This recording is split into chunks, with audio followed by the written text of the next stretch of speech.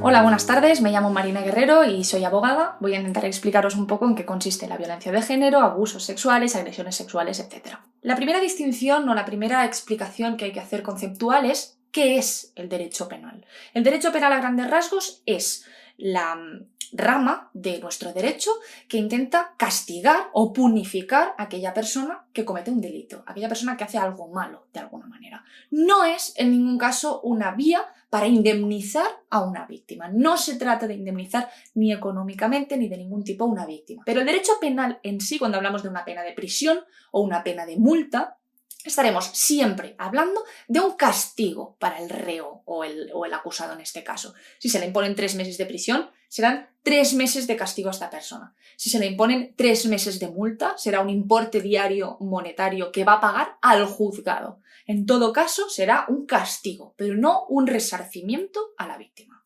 En primer lugar, voy a empezar hablándoos de la diferencia entre el abuso sexual, la agresión sexual y el acoso sexual. El abuso sexual consiste en acceder al cuerpo de otra persona sin consentimiento y sin violencia física en este caso. Ocurre asimismo con los menores de edad que no pueden prestar por ello un consentimiento, con las personas con incapacidad y con aquellas que están bajo la influencia de bebidas alcohólicas o sustancias estupefacientes, es decir, drogas. Por tanto, en estas condiciones de estar bajo la influencia de bebidas alcohólicas o drogas, no pueden prestar o no están en condiciones de prestar un consentimiento o autorizar esta actividad sexual. En este primer caso de abuso sexual, la condena es de prisión de 1 a 3 años o de multa, en su caso, de 18 a 24 meses, salvo que se produzca un acceso carnal, ya sea vía bucal, vaginal o anal, en cuyo caso la pena mínima ya estaríamos hablando de 4 años de prisión y la máxima de 10 años de prisión. Por otro lado, nos encontramos con la agresión sexual. La agresión sexual consiste en acceder al cuerpo de otra persona de forma idéntica al abuso sexual para una actividad explícitamente o específicamente sexual sin un consentimiento, pero en este caso ya atentaremos o será atentando de forma directa contra la libertad de una persona y mediante una violencia o intimidación manifiesta.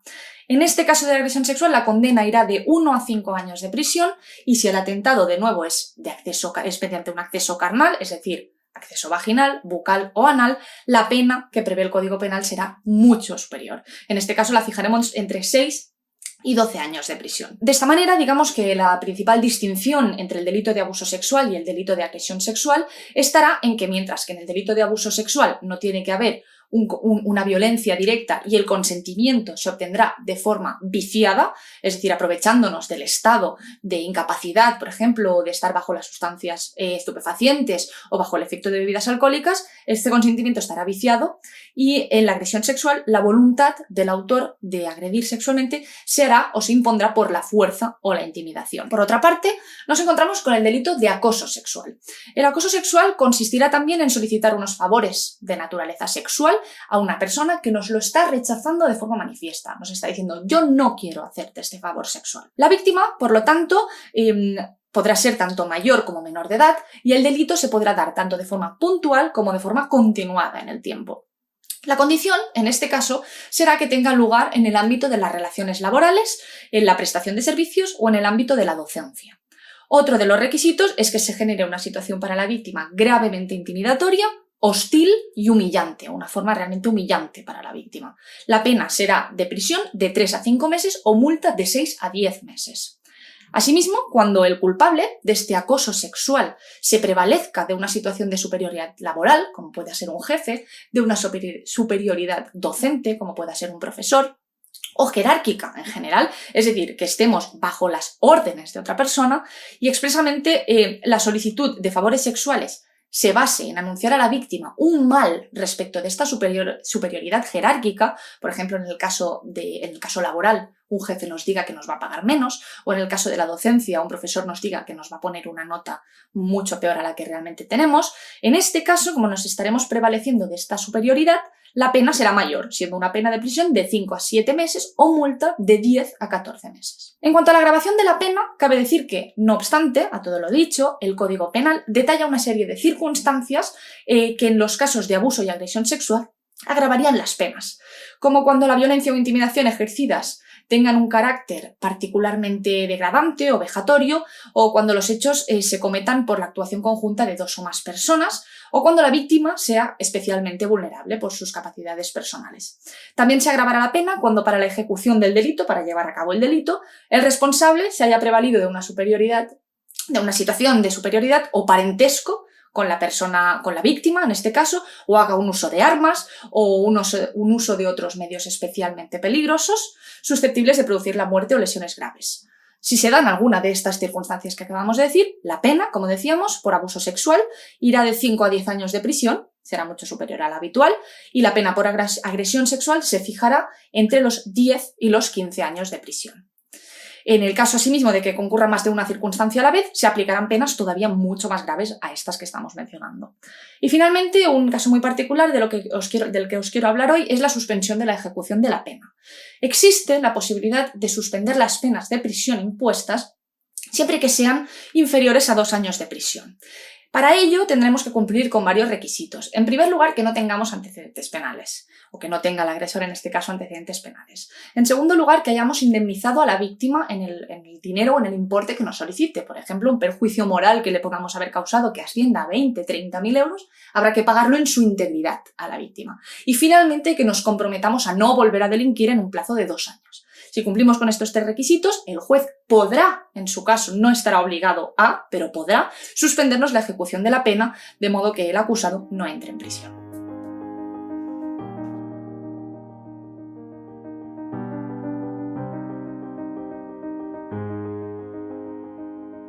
En cuanto a la violencia doméstica, debemos entenderla como aquella violencia intrafamiliar, es decir, aquella que se produce entre miembros del núcleo familiar con previa convivencia, pudiendo ser víctimas en este caso tanto el hombre como la mujer.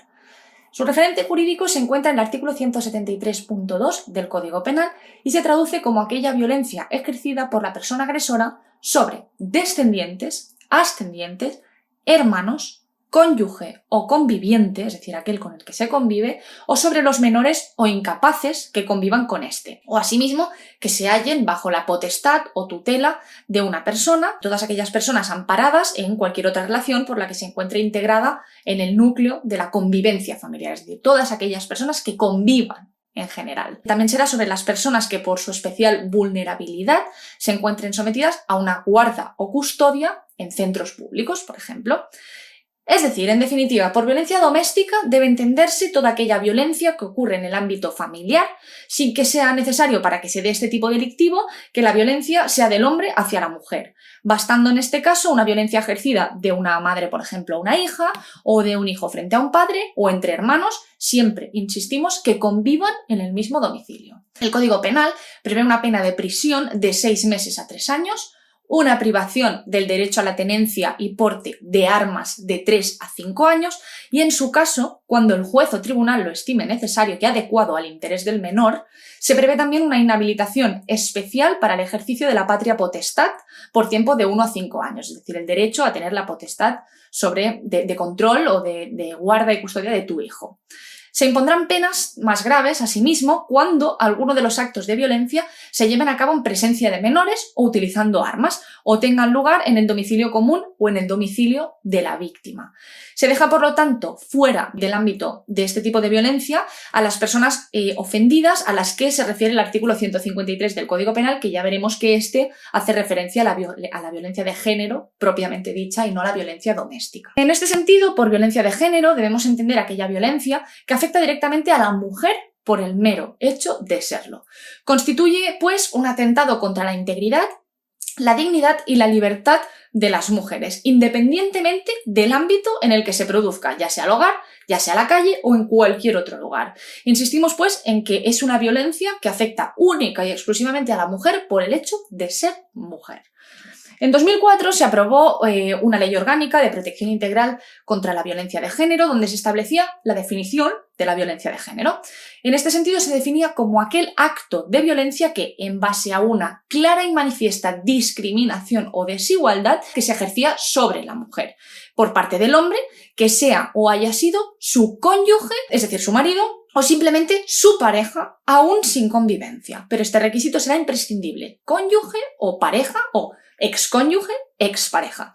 Es decir, aunque nunca hayan convivido juntos en la misma casa, siendo que esta violencia deberá tener como resultado un daño o un sufrimiento físico, sexual o psicológico para la mujer, así como todas aquellas amenazas de estos actos. Es decir, que el mero hecho de amenazar a la mujer con agredirla físicamente o psicológicamente ya estaría dentro de lo que denominamos violencia de género. La pena para este delito, en cambio, es una pena de prisión de 6 meses a 1 año o de trabajos en beneficio de la comunidad de 31 a 81 días y en todo caso, siempre la privación del derecho a la tenencia y porte de armas de 1 año y 1 día a 3 años, así como, insistimos de nuevo, cuando el juez o tribunal lo estime adecuado al interés del menor, también se establecerá una inhabilitación para el ejercicio de la patria potestad. Las penas previstas serán todavía mucho más graves cuando el delito que se perpetre sea en presencia de menores, o utilizando armas, o cuando tenga lugar en el domicilio común o domicilio de la víctima,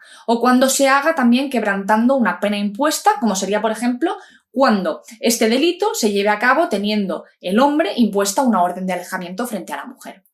Cabe tener en cuenta que este delito de violencia de género y las penas que lleva aparejadas son una pena más al delito de fondo que se está llevando a cabo. Es decir, que estas penas de prisión de, por ejemplo, 6 meses a 1 año que acabamos de ver, son un añadido a la pena principal que se le va a imponer a esa persona. Por ejemplo, si a esta persona se le impone un delito de lesiones o se le condena por un delito de lesiones, aparte se le impondrá un delito añadido, una pena añadida al delito de lesiones, que será el delito de violencia de género. Por otro lado, el tipo penal habla de que para que exista esta violencia de género, el hombre y la mujer tienen que haber sido cónyuges, como ya decíamos, es decir, marido o mujer, o haber tenido una análoga relación de afectividad. Este concepto es importante entenderlo para saber si podemos denunciar o no por este delito. Pues es importante saber dónde termina una simple amistad y dónde empieza una relación de pareja o una relación afectiva. Hay varias opiniones entre los tribunales respecto de qué se considera por una relación de pareja, siendo que, por ejemplo, algunos tribunales han establecido que una relación de pareja es una relación en la que se hayan mantenido, por ejemplo, relaciones sexuales como mínimo durante 1 año. En cambio, a otros tribunales les basta con que la relación haya tenido una cierta duración y, sobre todo, vocación de permanencia, es decir, que la idea o intención siempre haya sido de estar juntos de forma permanente y no ocasional. Mientras que además otros tribunales exigen incluso que exista una cierta fidelidad en la pareja y que vaya más allá de una simple relación de amistad. Esto es imprescindible para que se cumpla el tipo penal de violencia de género. Quedarían, por tanto, plenamente excluidos, y esto es muy importante, aquellos encuentros amistosos o meramente esporádicos, aunque sean de contenido sexual, quedarían totalmente excluidos de la violencia de género. De este modo, según el criterio de algunos tribunales, no sería en ningún caso un delito de violencia de género aquellas agresiones que se produzcan tras una mera relación sexual entre un agresor y una víctima, es decir, entre hombre y mujer. Será pues imprescindible que ambas partes, insistimos, el hombre y la mujer, tengan una relación de pareja propiamente dicha para que exista un delito de violencia de género.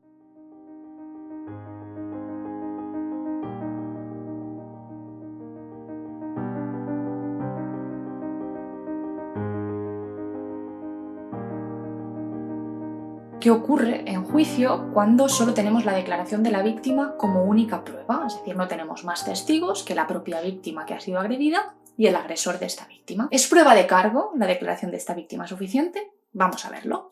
En muchas ocasiones nos encontramos, como decía, en los delitos de violencia de género, que no tenemos testigos de ningún tipo, siendo que la única prueba que tenemos para acreditar la agresión que ha sucedido es únicamente la declaración de la víctima. Pero para que la declaración de la víctima constituya una prueba de cargo, es decir, una prueba que desvirtúe la presunción de inocencia del agresor, tienen que reunirse unos requisitos concretos que exige la doctrina y la jurisprudencia que vamos a ver a continuación. En este sentido, cabe partir de que uno de los principios generales del derecho es la presunción de inocencia, conocida por todo el mundo. Es decir, todos somos inocentes hasta que se demuestre lo contrario.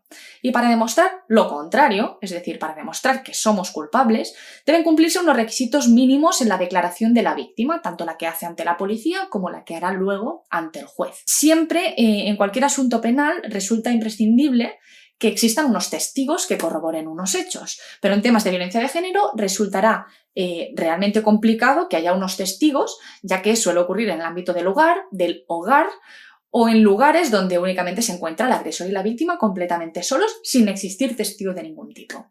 Es por ello que se concede a la víctima de esta violencia de género una fuerza superior en su declaración, pudiendo llegar a ser suficiente esta declaración para que el agresor resulte condenado. Así pues, para que esta declaración sea suficiente, deben darse los siguientes requisitos. En primer lugar, debe existir una ausencia de incredibilidad subjetiva por parte de la víctima. Vamos a explicar esto. Esto significa que la declaración de la víctima debe ser plenamente creíble atendiendo a sus características o sus circunstancias personales. En este caso deberemos valorar dos circunstancias. En primer lugar, que las propias características físicas y psicológicas de la víctima permitan apreciar un grado importante de desarrollo y madurez en esa víctima. Es decir, que la persona que lo está declarando tenga un cierto grado de madurez y desarrollo psíquico. Que no existan, por tanto, trastornos mentales o enfermedades como el alcoholismo o la drogadicción, que hagan que decaiga esta credibilidad que se le puede dar a la persona que está declarando. Y en segundo lugar, no deberá existir nunca un resentimiento, una enemistad, una venganza, un enfadamiento o un enfrentamiento con esta persona, con este agresor que le acaba de causar las lesiones, ya que esto privaría la declaración de la víctima de la aptitud necesaria para considerarla de alguna manera creíble. En segundo lugar, hablamos de la verosimilitud como segundo requisito. Esto supondrá que la declaración de la víctima como testigo de los hechos deberá ser extremadamente verosímil, es decir, lógica y tan lógica como sea posible. Y ello para llegar a convencer al juez de que estos hechos han sucedido en la realidad. Es decir, primero, que la declaración de la víctima tendrá que ser lógica y verosímil en sí misma, que sea posible que haya sucedido y no meras declaraciones de unos hechos que, por ejemplo, sean imposibles de suceder. Por ejemplo, imaginemos que una víctima declara que los hechos sucedieron por la noche y en la policía declara que los hechos sucedieron a la hora de comer. Esta contradicción llevaría a la conclusión de que hay algo que no acaba de ser cierto. Y en segundo lugar, la declaración de la víctima tendrá que llevar aparejada una corroboración objetiva de los hechos. ¿Qué quiere decir esto? Que además de la declaración de la víctima exista algún dato objetivo, tales como huellas, imágenes, el objeto con el que se causaron los daños, un informe médico que me acredite que han existido unas lesiones, etc.